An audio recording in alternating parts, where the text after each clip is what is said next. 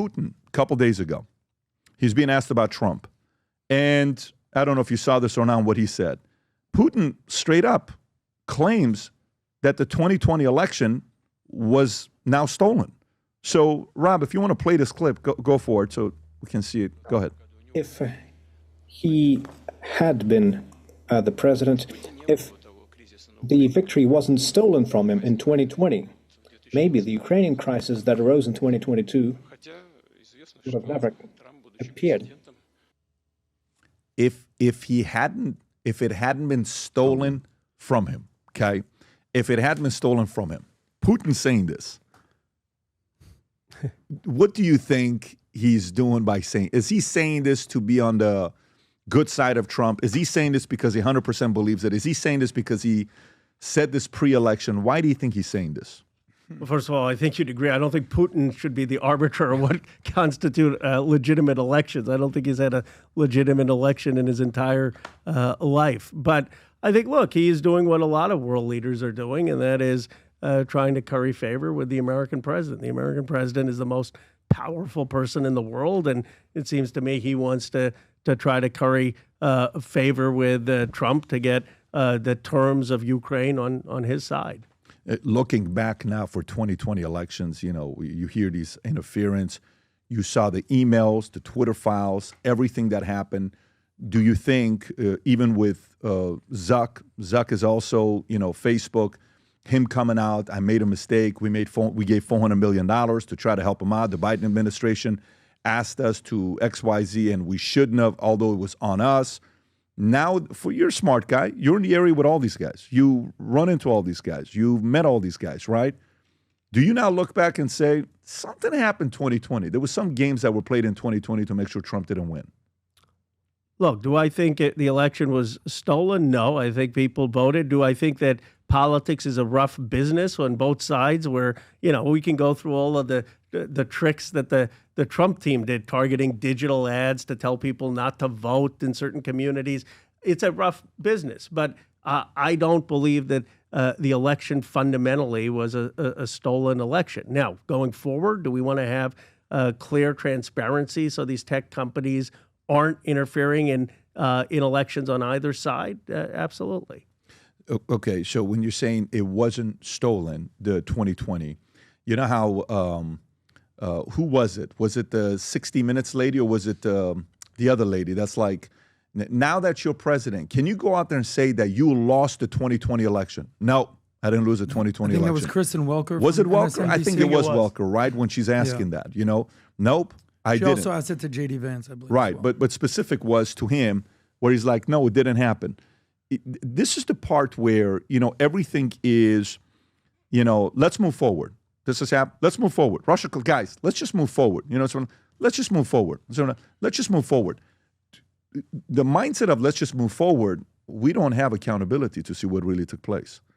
You know, because there's a difference between running ads in districts to say not vote versus shutting down the story of New York Times that you even emailed right there yourself. You're like, I don't even think there's anything in this laptop. Now, you know, we know what, you know, what's potentially in this laptop, and it's been talked to, and people know there was something there. Why would he pardon his son? Why would he pardon his entire family? Why would he pardon his entire family while he's up there putting his hand down to swear? And then that's when Biden does it. And Trump's like, wait a minute. I didn't think that we're going to go this. I mean, this is the pardon that no one's above the law. This is that president that you were campaigning behind. Do you have any regrets now watching this? You're like, oh, shit, this is the guy I was supporting. I remember one time I read a book by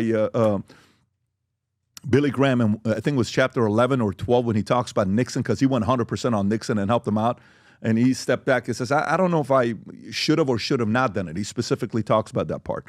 Did you have any regrets yourself, you know, going out there and backing something like this, knowing behind closed doors they were playing this dirty, specifically the Biden-Harris administration? Well, look, in the primary, and this is why I call myself a progressive capitalist, I was a co-chair of Bernie's campaign, and the reason I voted and worked so hard for Bernie against Biden is I thought what the country wanted is a change of the status quo. I don't think we wanted 40-year politicians in the office, and I do think that the Democrats would have been better off How long is a Sanders politician? Isn't Sanders a 40-year politician? Yeah, but he's a change agent. He's been a change agent his whole time.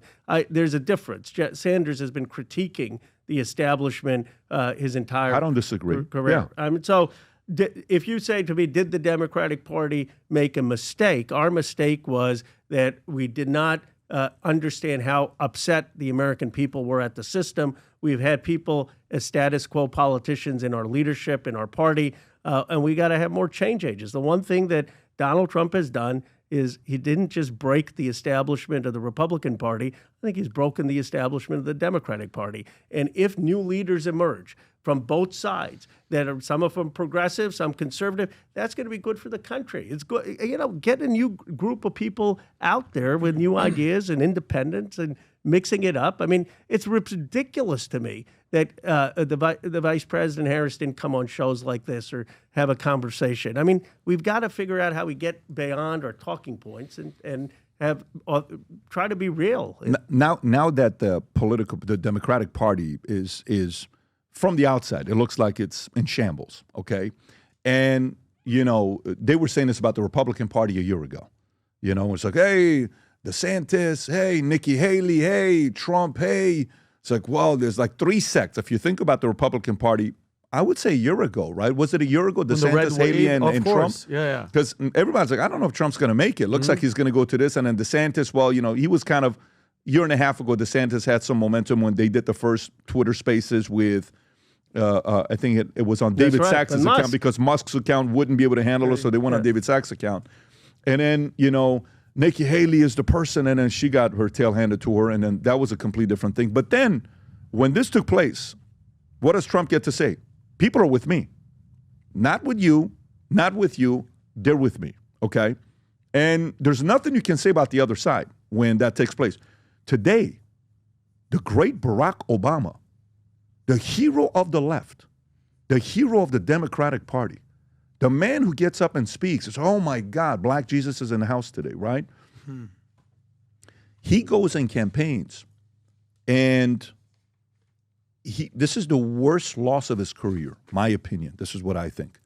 Worst loss of I think the worst night of his life was November 5th, November 6th, midnight. Worst day of his career. Horrible.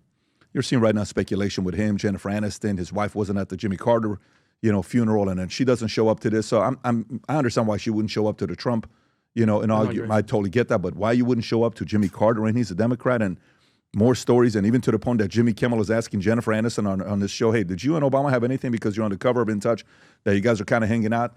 Who knows what's going on over there? But who is now the face of the Democratic Party?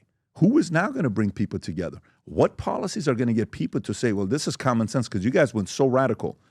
What's the future of the Democratic Party today? First of all, I think the President Obama and Michelle Obama's marriage is perfectly fine. As any politician will tell you, at a certain point, unless your spouse really, really wants to be in the political life, they can be done with showing up to every political event. So here's what I would say. I think Obama himself would say he's desperate to have a new generation of leaders step up. And my view is the first criteria for a Democratic politician should be to say the status quo is not working, the political system's not working. You've got too many people who have been left out in the economy. You've got too much political corruption. And then we've got to have a message on how we're going to take on the political corruption, and we've got to have a message on the economy, and we've got to say we're going to be better for building wealth for your families and these communities. Everything you just said, nobody believes that the left's going to do better than the right, and everything you said Trump is doing. Okay, just so you know, he can't run in 28. I know he thinks he's going to run. No, it's not. But that's not what I'm saying, though. It's not what I'm saying. What I'm saying is those policies are now policies of the right. We raised $108,000. We send the money already to California. We've sent, I think, 6 families $5,000 apiece that me and Vinny individually called, FaceTimed, and we spoke to them. The stories are I wish we raised $50 million to send the money out there, but we only did $108,000 of sale that they would merge. We are still calling families.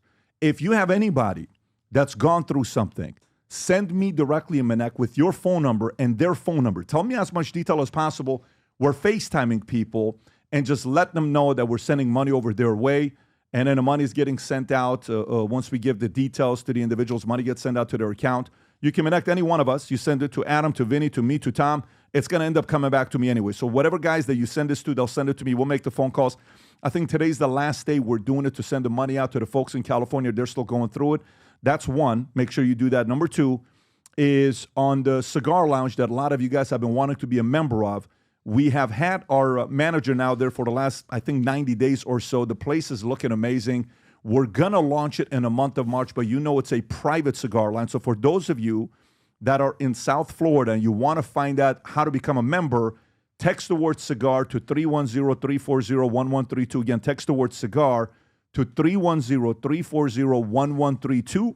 One of our representatives will get a hold of you in the month of February to tell you all about it, but make sure you text the word cigar to 310-340-1132. We're opening up the comedy club, the cigar lounge, to 2 bars. We got the liquor license. We got the whole thing. We'll be opening up here soon. If you enjoyed this video, you want to watch more videos like this, click here. And if you want to watch the entire podcast, click here.